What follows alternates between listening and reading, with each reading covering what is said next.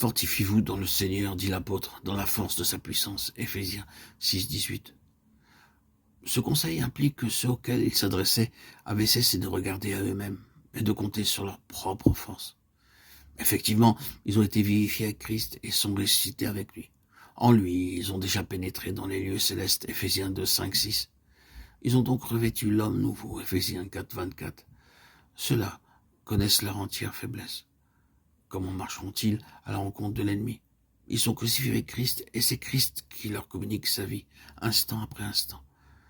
Que doivent-ils faire? Faut-il combattre? La force sera de rester en Christ.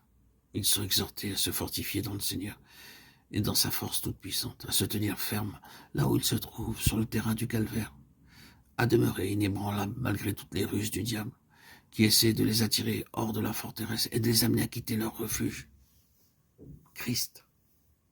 Ce n'est pas contre la chair et le sang que nous avons à combattre, dit l'apôtre Paul. Et de quel combat peut-il bien être question? L'ennemi Satan, esprit mauvais, attaque l'homme spirituel dans le domaine spirituel, où il se meut maintenant. Il y attaque, il étreint l'homme intérieur qu'il essaie d'étouffer, et lui livre de vraies batailles. En ces heures d'angoisse que l'apôtre nomme le jour mauvais où l'enfant de Dieu est comme paralysé par Satan, et où combattre semble impossible, tout ce qu'il peut faire est de demeurer ferme, en refusant absolument d'être délogé de sa position en Christ, en résistant aux artifices et suggestions de l'ennemi. Bien qu'en ces heures douloureuses, il semble que ce soit aux hommes que nous ayons affaire, l'apôtre nous avertit que ceux-ci ne sont que des instruments et que derrière eux il y a Satan, que la lutte n'est pas contre la chair et le sang, mais contre le grand adversaire lui-même. Retranché en Christ, l'enfant de Dieu voit à l'œuvre l'esprit qui agit dans les enfants de rébellion, Éphésiens 2, 2, et parfois aussi dans les enfants de Dieu.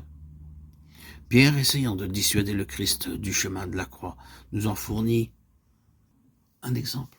De même, Satan pousse David à l'action présomptueuse en dehors de la volonté de Dieu.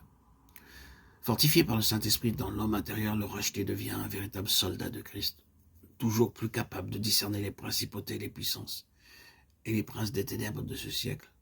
Il apprend que le prince de la puissance de l'air dispose de forces invisibles pour attaquer l'enfant de Dieu, qu'il a accès dans la pensée et le cœur des hommes et peut les amener à leur insu à faire sa volonté. Revêtez-vous donc de toute l'armure de Dieu, Éphésiens 4, 13. Nous commande l'apôtre.